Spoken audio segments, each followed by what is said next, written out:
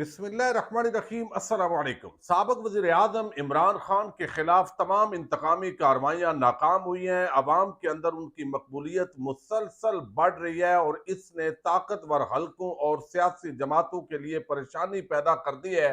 अब इमरान खान को लंबे अरसे के लिए जेल में रखने के लिए मुख्तलिफ जो केसेस घड़े गए थे, उनके अंदर जो साइफर केस है, उसका जो आज इस्लामाबाद हाई कोर्ट का तहरीरी फैसला जारी हुआ है, इसने खतरे की घंटी बजा दी है। किस तरीके से इस्लामाबाद हाईकोर्ट के चीफ जस्टिस आमर फारूक ने लगता है बड़ा बदला लिया है, बजाय इसके कि वहां पर सरसरी तौर पर इस जमानत को खारिज किया जाता। तहरीरी हुक्मनामे के अंदर जिस तरह इसके मेरिट्स को डिस्कस करके तमाम इस्तगासा का जो केस है उसको साबित करने की कोशिश की गई है, ये तफसीलात जब मैं आपके सामने रखूंगा तो आप चौंक जाएंगे। दूसरी तरफ सुप्रीम कोर्ट ऑफ पाकिस्तान के एक इंतहाई आम जज जस्टिस मज़हर अली अकबर नकवी, उनको आज कादी फायद ईसा की सरबराही में सुप्रीम जुडिशल काउंसिल ने शोकाज नोटिस जारी किया है। उन पर इल्जाम किया है, ये क्या मामला है, पहले हम इस पर बात करेंगे। इंतहाई आम वीडियो है, उम्मीद करूंगा कि आप समाप्त करने के बाद हमेशा की तरह अपने कीमती फीडबैक से आगाह करेंगे। और जिन दोस्तों ने चैनल को सब्सक्राइब नहीं किया वो चैनल को सब्सक्राइब कर लें, और जिन लोगों को कोई वीडियो अच्छी लगे तो जरूर लाइक करें, कमेंट करें, शेयर करें। अब जस्टिस मज़हर अली अकबर नकवी, आपको इल्म है कि सुप्रीम कोर्ट ऑफ पाकिस्तान बगैर दो हिस्सों के अंदर तकसीम थी। एक जो है वो बंदयाल ग्रुप कहलाता था और एक कादी फायद ईसा ग्रुप नजर आता था। चूंकि पहले जो बंदयाल ग्रुप है उसकी अक्सरियत थी, लेकिन जो ही कुछ जजेस की रिटायरमेंट हुई और अगले जो आने वाले जजेस से, चूंकि कादी साहब जो है वो अगले चीफ जस्टिस से, तो कुछ जजेस जो है ज़ाहिर है उनके साथ उनकी बामी अंडरस्टैंडिंग हुई, तो ये ग्रुप थोड़ा सा एक दो फिगर के साथ बड़ा हुआ। लेकिन अब जो है वो जस्टिस मज़हर अली अकबर नकवी, जब वो सारे केसेस जो बड़े डॉन हैं, जो समझे कि नवाज शरीफ या उनकी कंपनी के खिलाफ जब देने लगे, तो उनकी एक ऑडियो लीक की गई और इस ऑडियो के अंदर जो चौधरी परवेज इलाही है उनके साथ उनकी एक मुबैना गुफ्तगू हो रही है। और ये वाकया भी दरअसल बताया गया कि मोटरवे पर एक वाकया रूनमा हुआ था और वो चूंकि एरिया पंजाब का था, तो उस तनाजर के अंदर जो है वो परवेज इलाही ने बताया था कि वो जो है वो उन्होंने मादरत की थी जज साहब से।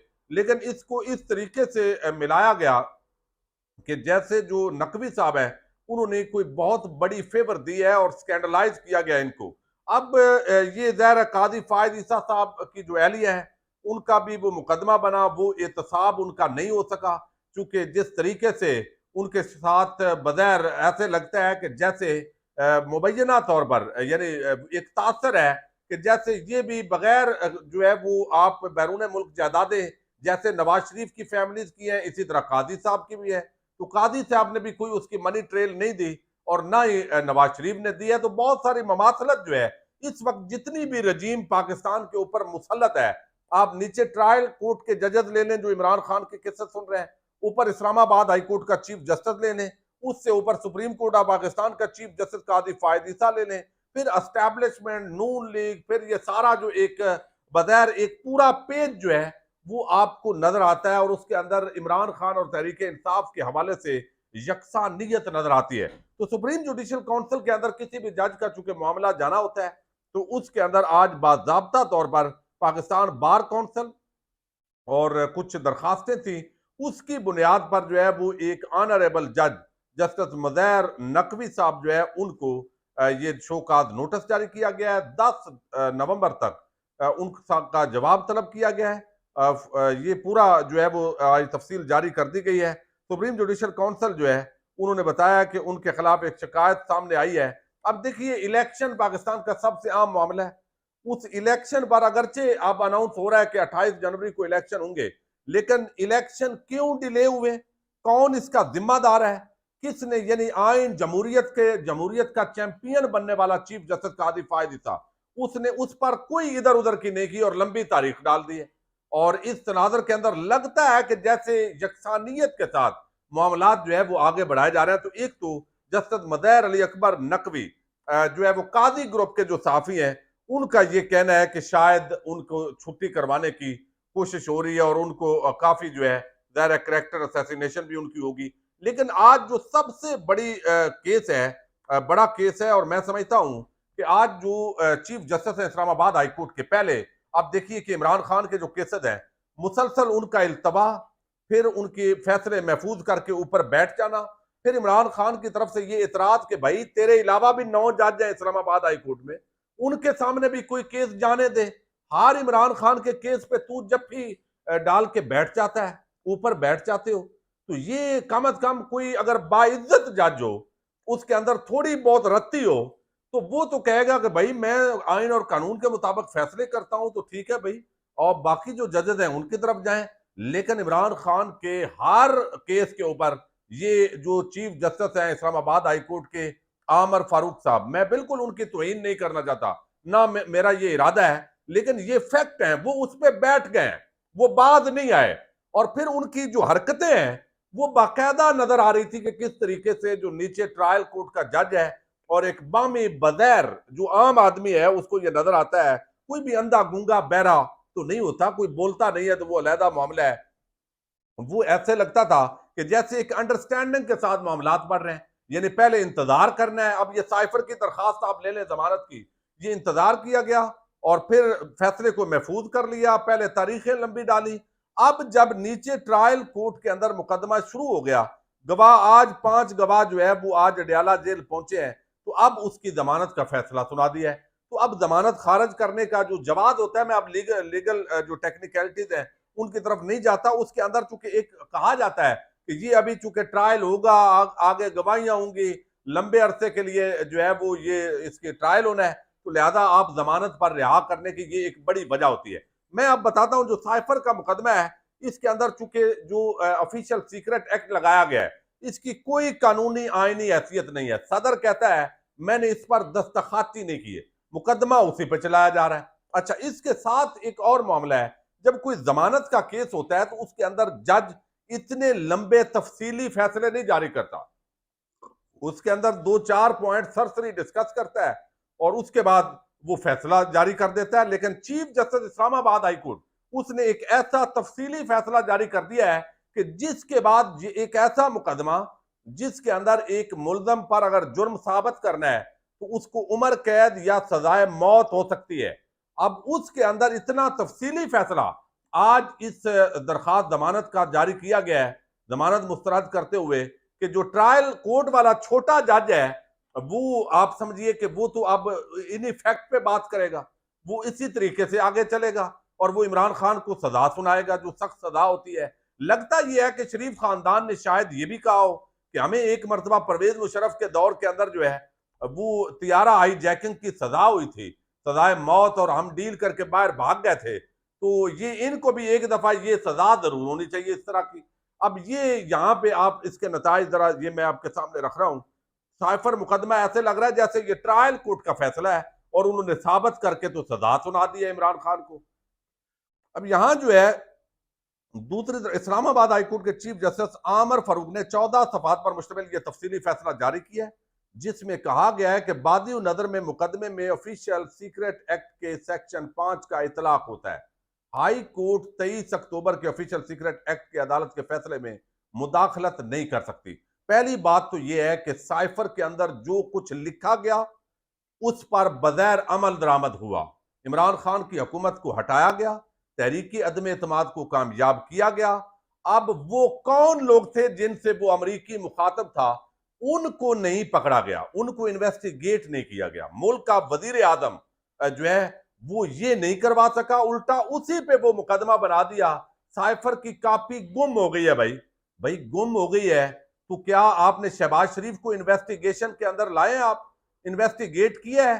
शहबाज शरीफ जो है वो 18 महीने 16 महीने इस मुल्क का वजीर आजम रहा, उसने ये शिकायत क्यों दर्ज नहीं करवाई कि भाई वो गुम हो गई है? अगर वो कॉपी गुम हो गई थी तो वो शहबाज शरीफ जो है वो किस कॉपी पे जो कौमी सलामती कमेटी के इजलास है वो हो रहे थे? तो ये एक बगैर तो एक पखंडबाजी वो पंजाबी में बोलते हैं, क्योंकि अंधेर नगरी चौपट राज है बहरहाल इस मुल्क में।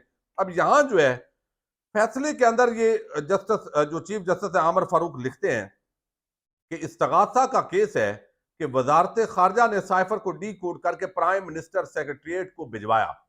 चेयरमैन पीटीआई ने बतौर वजीर आजम साइफर को वसूल किया और बगैर गुम कर दिया। अब ये जो है वो सारी कहानी सामने आई है। इसके अंदर वो लिखते हैं कि इस्तगासा के मुताबिक साइफर के मंदरजात को ट्विस्ट करके सियासी मकासद के लिए इस्तेमाल किया गया। दफ्तर खारजा के साबक और मौजूदा अफसरान बिलखसूस साइफर भेजने वाले असद मजीद के बयानात रिकॉर्ड पर हैं। दफ्तर खारजा के अफसरान के बयानात से वाज़ेह है कि इसमें कोई गैर मुल्की साजिश शामिल नहीं है। ये दफ्तर खारजा का मौक़िफ़ उन्होंने बयान किया है। भाई वो मुदाखलत तो है ना, तो अमरीकी जो सफ़ीर है उसको डिमार्च किया गया या नहीं किया गया, ये इस फैसले में दूसरा जो वर्जन है इमरान खान के वकला का, वो लिखा ही नहीं है उस तरीके से, वदात के साथ नहीं लिखा जितना, चूंकि जज साहब ने फैसला शायद देना था। वो कहते हैं तहरीरी फैसले में कहा गया कि इस बात से इनकार नहीं कि शफाफ ट्रायल मुल्ज़म का बुनियादी हक है। आर्टिकल 10A के तहत मुल्ज़म को शफाफ ट्रायल का हक दिया जाए। ट्रायल कोर्ट के ऑब्जर्वेशन से किसी किस्म का तासब जाहिर नहीं होता। यानी ट्रायल कोर्ट को भी जो है वो क्लीन चिट दे दी है कि कोई तासब नहीं है, जज जिंदाबाद। यानी पहले हुमायूं दिलावर जिंदाबाद था और अब चीफ जस्टिस साहब जो है उन्होंने कहा है जज अबू अल असरात जुल्करनैन जिंदाबाद, तू जबरदस्त ट्रायल कर रहा है। हाई कोर्ट के फैसले में कहा गया कि अदालत में पेश दस्तावेजात के मुताबिक दफ्तर खारजा की पॉलिसी वादे है। पॉलिसी के मुताबिक साइफर क्लासिफाइड डॉक्यूमेंट है जिसे गैर मजाद अफराद से शेयर नहीं किया जा सकता। साइफर को कुछ वक्त के बाद वापस फॉरन ऑफिस जाना होता है। वकील के मुताबिक मुल्जम पाबंद थे कि हुकूमत गिराने की गैर मुल्की साजिश अवाम को बताते। अब ये जो बात है ना, यानी वजीर आजम और उसकी काबीना, ये असल में होती है रियासत। बाकी जो भी रियासत की तारीफ है वो बदमाशी है। यानी फलां रियासत ने ये कर दिया, दूसरों ने ये कर दिया। वजीर आजम और वफाकी काबीना, ये असल में रियासत होती है और उसके साथ पार्लियामेंट को आप मिला लें, ये बेसिकली रियासत की असल डेफिनेशन है। लेकिन और बाकी अगर टेक्निकलिटीज के अंदर आप जाएं तो उसके अंदर आबादी, रकबा, मुक्तदर आला, हुकूमत, ये चार अनासर को रियासत कहते हैं। लेकिन यहां पर आप देखिए कि वजीर आजम और उसकी काबीना वो उस साइफर को डी क्लासिफाइड कर रहे हैं, अपना अख्तियार इस्तेमाल कर रहे हैं।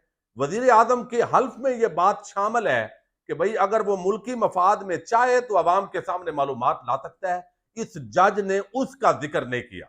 यानी वाज़ेह कानून है और उसका इख्तियार है जो उसने इस्तेमाल किया है, लेकिन वो नहीं किया और उन्होंने कहा कि ये उन्होंने साजिश अवाम को बताई है। ये भी कहा गया कि हुकूमत गिराने की साजिश से अवाम को आगाह करने दलील में वजन नहीं है, दलील में वजन नहीं है।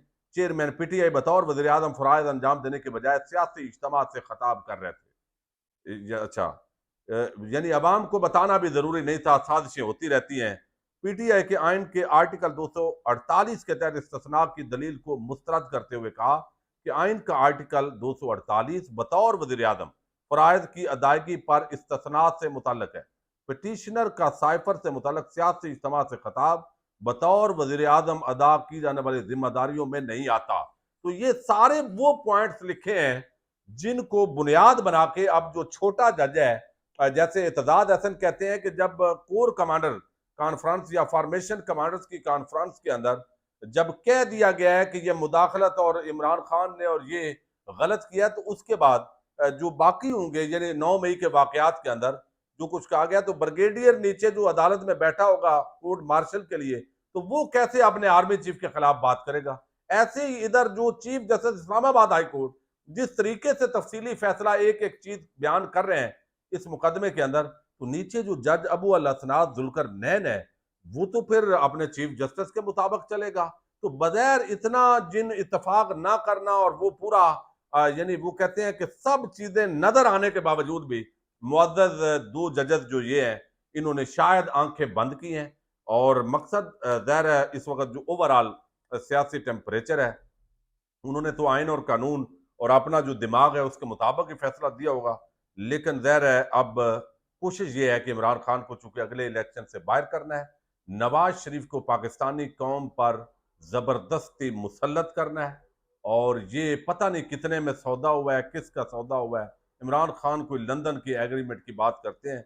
आप अपनी राय से आगाह कीजिएगा। इजाजत दीजिए। अल्लाह हाफ़िज़।